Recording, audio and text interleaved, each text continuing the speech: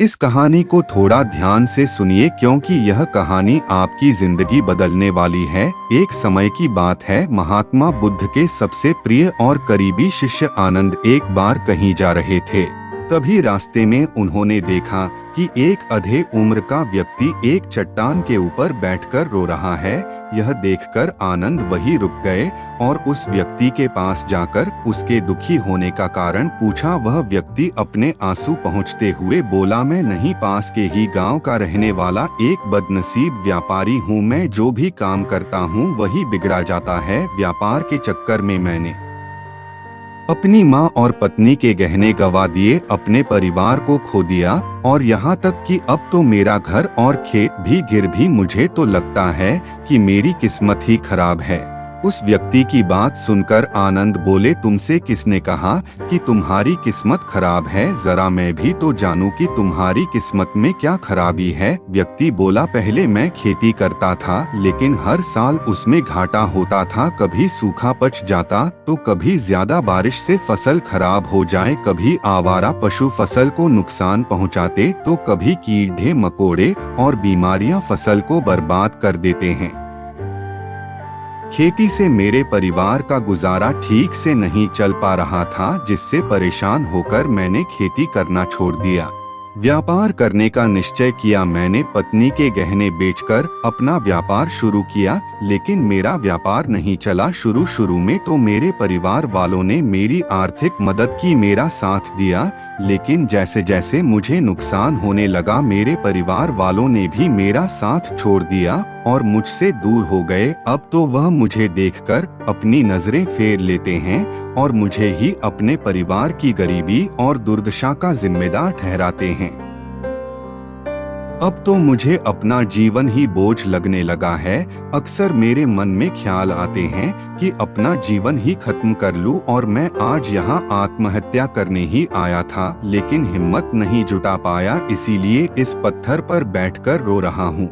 दूसरी तरफ मेरा एक मित्र है, हम दोनों ने एक ही साथ व्यापार शुरू किया था, लेकिन वह आगे बढ़ गया और मैं पीछे रह गया। मेरी इस असफलता की वजह से वह हर समय मुझे नीचा दिखाने का प्रयत्न करता रहता है और वे अक्सर मेरे घर आकर अपनी सफलता की बातें करता है। मेरे घर वालों को बताता है कि कैसे उसने कड़ी मेहनत करके इतना बड़ा व्यापार कर लिया और वह अक्सर अपने फलते फूलते व्यापार के किस्से मुझे, मेरी पत्नी और मेरे माँ बाप को सुनाता रहता है, जिसे सुनकर मेरे घर वाले उसकी तो प्रशंसा करते हैं लेकिन मेरी बुराई करते हैं, मुझे नाकारा और कम दिमाग का कहते हैं। मेरी पत्नी और माँ मुझे बात बात पर ताने मारती है, जिससे मुझे बहुत दुख पहुँचता है और कई बार खुद की नाकामयाब पर क्रोध भी आता है, लेकिन मुझे समझ नहीं आ रहा कि मैं क्या करूं। यह सुन भिक्षु आनंद ने पूछा, तुम्हें किस बात का दुख होता है?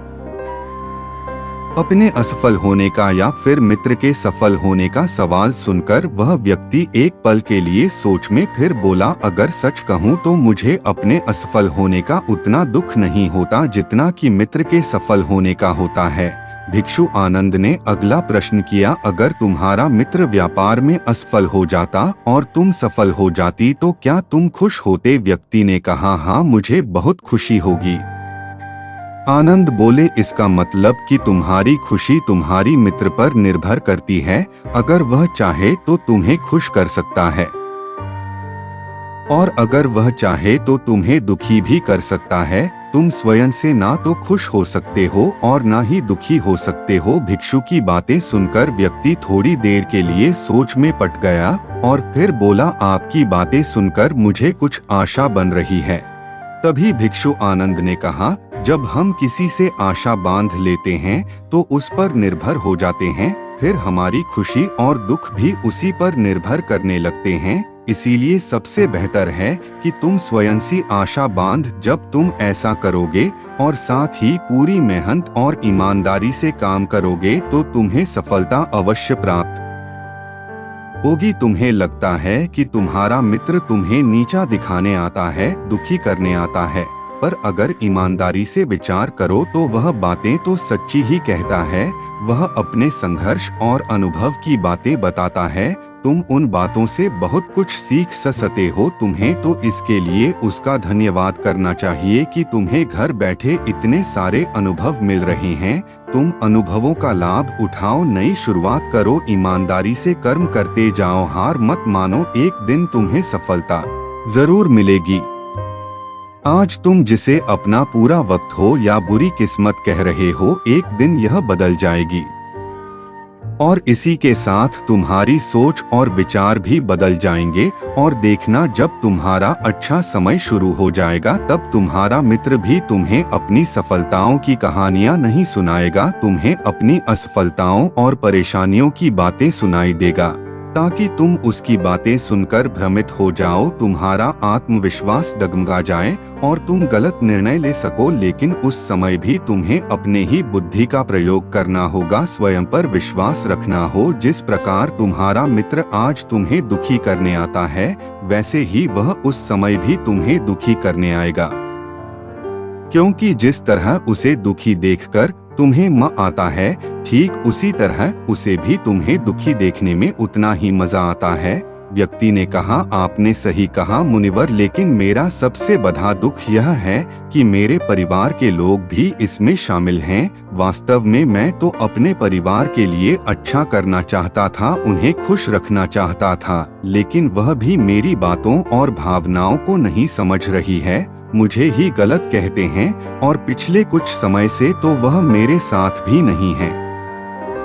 भिक्षु आनंद ने उस व्यक्ति को समझाते हुए कहा, हम हमेशा चाहते हैं कि हम जो कुछ भी करें लोग उसके लिए हमारी प्रशंसा करें, लेकिन आमतौर पर ऐसा नहीं होता। लोग हमारे पास आकर तारीफ नहीं करते, जिससे हम दुखी हो जाते हैं। हमें लगने लगता है कि हमारे मित्र, रिश्तेदार, घर वाले सब स्वार्थी हैं।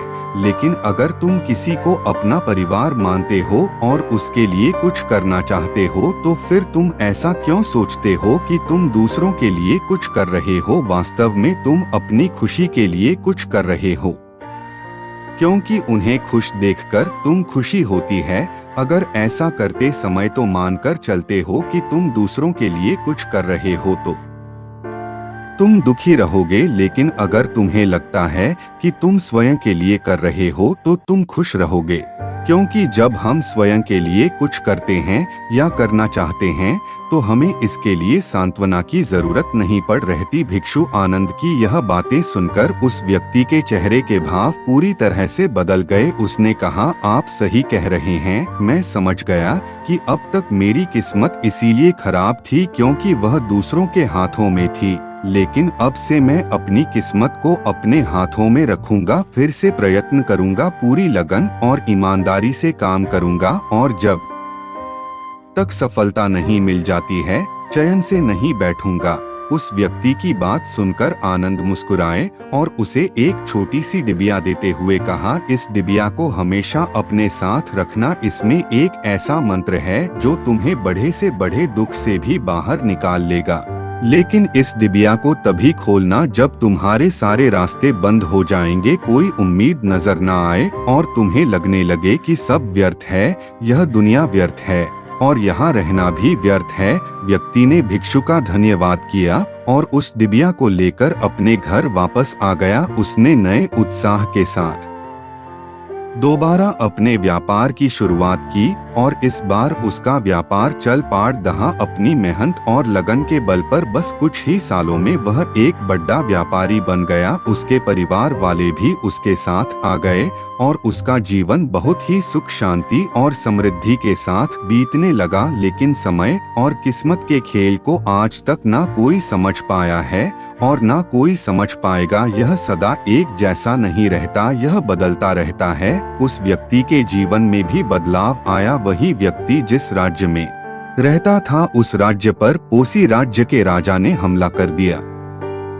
उस हमले और लूटमार में उस व्यक्ति का सारा धन भी लूट लिया गया, उसके दुकानें और घर सब जला दिए गए। जान बचाने के लिए उसे अपने परिवार के साथ वहां से भागना पड़ा। व्यक्ति अपने परिवार के साथ कई दिनों तक इधर उधर भटकता रहा। वह दाने दाने को मोहताज हो गया। उसका बच्चा बीमार हो गया और इलाज के अभाव में बीमारी से बुरी तरह रहने लगा। यह देखकर उसका हृदय चित्कार कर उठा। उसके पास अपने बेटे के इलाज और परिवार को खिलाने के लिए धन के नाम पर एक सिक्का भी नहीं था। वह अंदर से बुरी तरह से टूट गया। ऐसे में उसे एक बार फिर से निराशा नहीं घेर लिया। उसे लगने लगा कि उसका जीवन व्यर्थ है, सारी दुनिया व्यर्थ है। लेकिन तभी अचानक उसे भिक्षु आनंद द्वारा दी गई डिबिया की याद आई। उसने भी उत्सुकता के साथ उसे खोला। उस डिबिया के अंदर एक पर्ची रखी हुई थी। उस पर्ची पर कुछ लिखा हुआ था। उस पर्ची को उसकी आंखों के सामने छाया हुआ निराशा का अंधेरा छट गया और वह एकदम से मुस्कुरा उठा। उस पर्ची पर लिखा था, यह वक्त भी गुजर जाएगा। दोस्तों, यह कहानी हमें सिखाती है कि समय के खेल को समझना संभव है। यह हमेशा बदलता रहता है। ऐसे में उसे एक बार फिर से निराशा नहीं घेर लिया। उसे लगने लगा कि उसका जीवन व्यर्थ है, सारी दुनिया व्यर्थ है। लेकिन तभी अचानक उसे भिक्षु आनंद द्वारा दी गई डिबिया की याद आई। उसने भी उत्सुकता के साथ उसे खोला। उस डिबिया के अंदर एक पर्ची रखी हुई थी। उस पर्ची पर कुछ लिखा हुआ था। उस पर्ची को उसकी आंखों के सामने छाया हुआ निराशा का अंधेरा छट गया और वह एकदम से मुस्कुरा उठा। उस पर्ची पर लिखा था, यह वक्त भी गुजर जाएगा। दोस्तों, यह कहानी हमें सिखाती है कि समय के खेल को समझना संभव है। यह हमेशा बदलता रहता है। इसीलिए बुरी परिस्थितियों में हमें अत्यधिक निराश नहीं होना है, आत्मविश्वास बनाए रखना है, क्योंकि समय बदलता जरूर है। आज बुरा है तो कल अच्छा भी जरूर आएगा।